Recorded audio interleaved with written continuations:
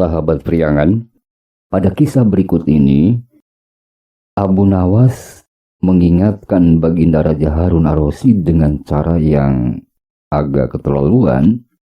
Ia disampar oleh orang Yahudi pada suatu acara dan menganggap bahwa orang Yahudi itu berkelakuan kasar, maka tak boleh dibiarkan.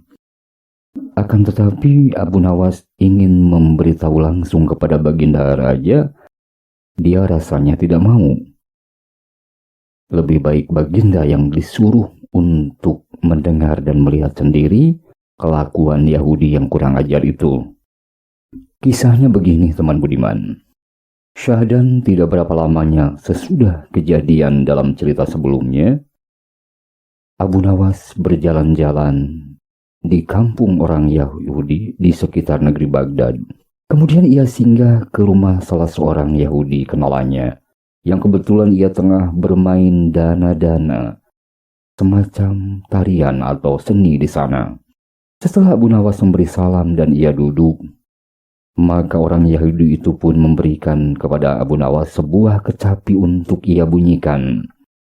Abu Nawas pun bermain kecapi dan ia bisa untuk memainkannya dan suaranya sangat merdu. Kemudian kecapi dari tangan Abu Nawas diambil oleh orang Yahudi itu.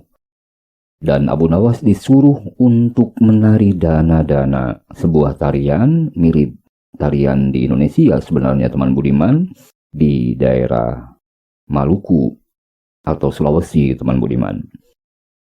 Selanjutnya Yahudi itu meminta kopi. Karena memang menurut kebiasaannya mereka itu punya tradisi minum kopi bersama-sama dengan tamunya. Tak berlama dikeluarkan oranglah kopi-kopi yang manis, kemudian diberikan kepada tiap-tiap orang yang hadir di sana, masing-masing semangkuk. Abu Nawas pun kebagian. Tapi ketika ia hendak meminum air kopi itu dan mulai mengangkat cangkirnya, pak! Kaget ia karena ditampar oleh Yahudi temannya itu. Tapi Abu Nawas tidak memperdulikan kejadian itu. Ia tetap suka hatinya. Kemudian diangkat pula cangkir kopi itu. Pak! Sekali lagi teman Yahudi itu menamparnya. Dan kali ini Abu Nawas kaget juga. Alkisah beberapa kali Abu Nawas menerima tamparan dari teman Yahudinya itu. Sekali ia ngangkat, ditamparnya. Kemudian setelah minum-minum kopi secara bersama-sama, Abu Nawas pun berpamitan kepada yang empunya rumah pulang ke rumahnya. Karena hari memang sudah cukup malam, sekitar pukul 2 malam hari. Di tengah perjalanan, Abu Nawas tak habis berpikir. Ia berkata dalam hatinya, sungguh jahat benar perangai orang Yahudi itu. Kenapa ia main tampar saja sembarangan? Dan minumnya juga seperti binatang, kasar benar. Perangai yang seperti demikian tentu tak boleh dibiarkan saja berkembang di negeri Baghdad ini. Aku punya akal. Ya, aku punya suatu akal. Tak berapa lama kemudian Abu Nawas pun sampai di rumahnya. Dikisahkan pada keesokan harinya, Abu Nawas pun pergi ke istana kerajaan Baghdad untuk menghadap Sultan Harun ar-Rasyid. Setelah datang di sana, ia masuk ke balarium istana dan datang sembah kepada Harun ar-Rasyid. Daulah tuanku yang mulia, hamba melihat suatu permainan yang belum pernah hamba lihat dimainkan orang di tempat lain, Baginda. Sangat ajaib sekali permainan itu, Paduka. Baginda pun bertanya dengan penuh penasaran. Abu Nawas, di mana tempatnya permainan itu? Kata Abu Nawas, Baginda, tempatnya di tepi hutan ini, Baginda. Kemudian Baginda Raja berkata lagi, baiklah, mari kita coba pergi ke sana, Abu Nawas. Abu Nawas berkata, baiklah tuanku, insya Allah nanti malam tuanku pergi bersama-sama dengan hamba. Akan tetapi hamba punya satu persyaratan untuk Baginda. Persyaratan apa? Katakan Abu Nawas. Begini Paduka, tuanku tidak boleh membawa pengiring, tidak boleh didampingi oleh petugas, biar hamba saja seorang diri yang akan mendampingi Baginda. Oh, baiklah. Maaf Paduka, ada satu lagi. Apa?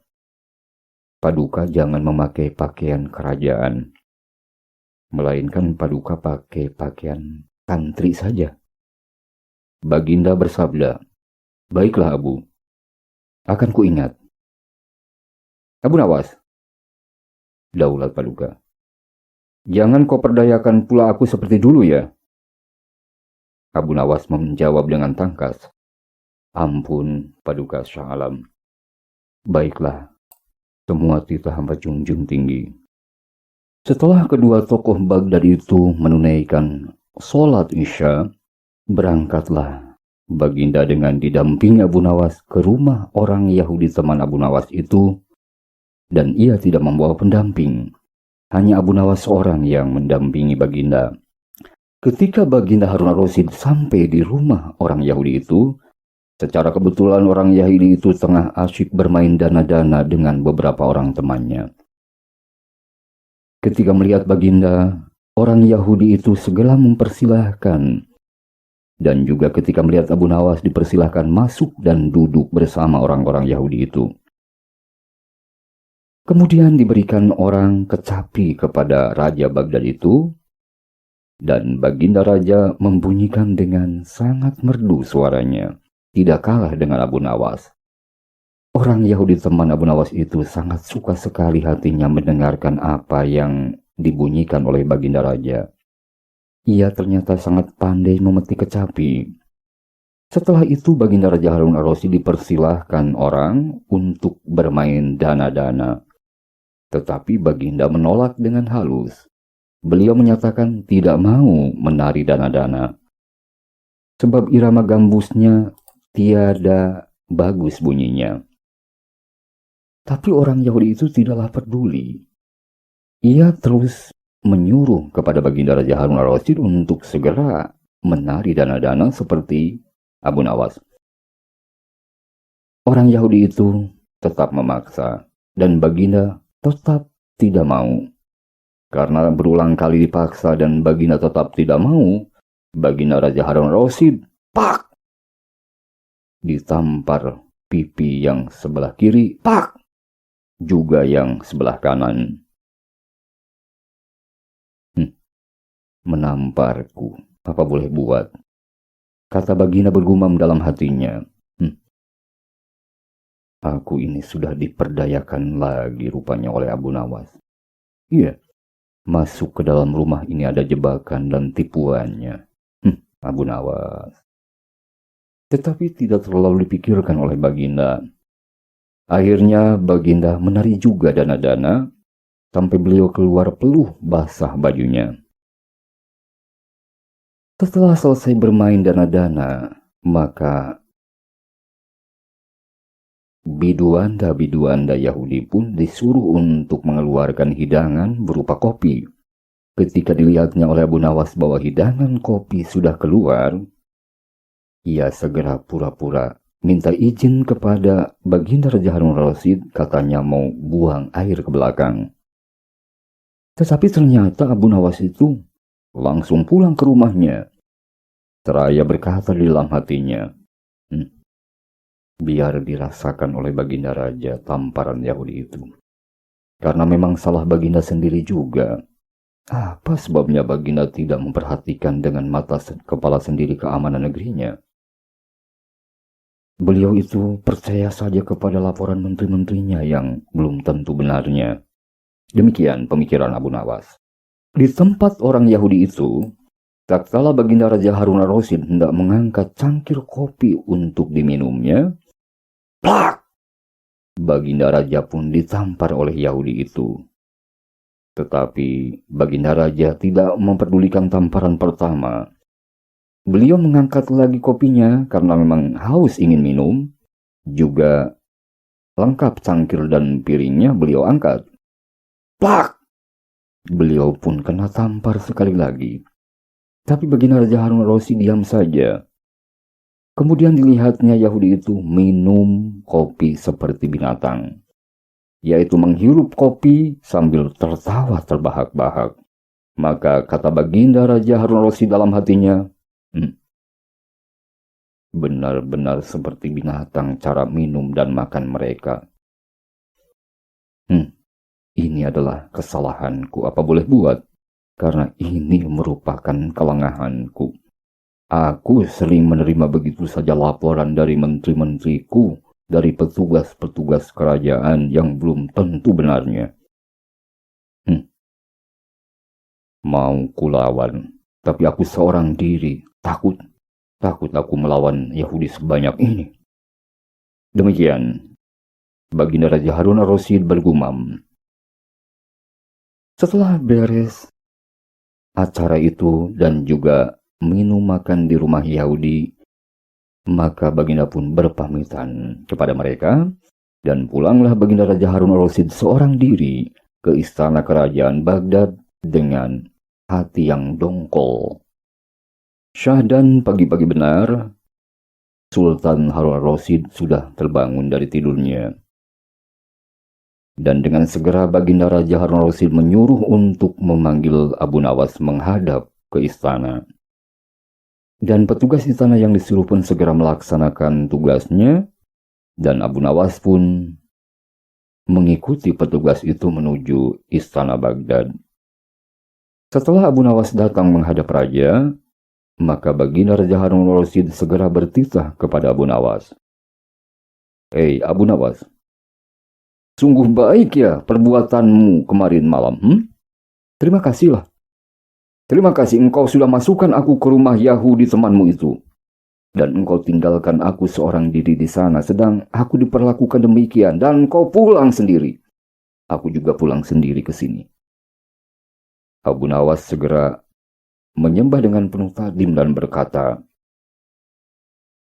hamba mohon ampun ke bawah duli yang dipertuan Syah Alam. Adapun hamba ini malam sebelumnya telah mengalami hal yang demikian seperti baginda. Mau rasanya hamba mempersembahkan berita ini ke bawah duli Syah Alam. Tapi tidak mungkin tuanku bisa percaya apa yang disampaikan oleh hamba yang hina dina ini. Oleh sebab itu hamba bawa tuanku ke sana, supaya tuanku dapat melihat sendiri bagaimana perangnya rakyat tuanku yang tidak senonoh itu. Demikian kata Abu Nawas dengan cerdasnya menerangkan dan menjelaskan duduk persoalannya. Mendengar perkataan Abu Nawas yang memang masuk akal itu, baginda Raja Harun Ar-Rasyid tidak dapat berkata-kata lagi. Karena memang apa yang dikatakan oleh Abu Nawas itu benar adanya. Tak berapa lama kemudian, baginda Raja menyuruh memanggil orang Yahudi teman Abu Nawas itu. Hei bidu Anda, panggil Yahudi teman Abu Nawas ke sini, menghadap. Setelah datang, maka baginda Raja Harun Ar-Rasyid bertitah. Hei Yahudi, apa sebabnya malam tadi engkau menampar aku? Dan adat mana pula yang engkau pakai pada saat kalian meminum teh dan makan? Adat yang kalian pakai itu cara binatang. Yahudi berdatang sembah, dan ia bicara dengan penuh ketakutan. Daulah tuanku Syah Alam, hamba sungguh tidak tahu bahwa duli Syah Alam datang. Jikalau sekiranya hamba tahu bahwa duli tuanku Syah Alam yang datang, mana hamba berani. Oleh karena itu mohon ampun hamba dari duli Syah Alam. Baginda bersabda, Yahudi, walaupun begitu, sekarang ini aku akan balas engkau punya perbuatan yang sangat tidak senonoh itu. Lalu disuruhnya baginda memasukkan orang Yahudi itu ke dalam penjara. Dan mulai saat itu, baginda Harun Ar-Rasyid melarang keras orang bermain-main serta minum-minuman seperti tingkah laku binatang itu. Dan barang siapa melanggar perintah dan aturan kerajaan Baghdad itu akan dibunuh. Teman budiman,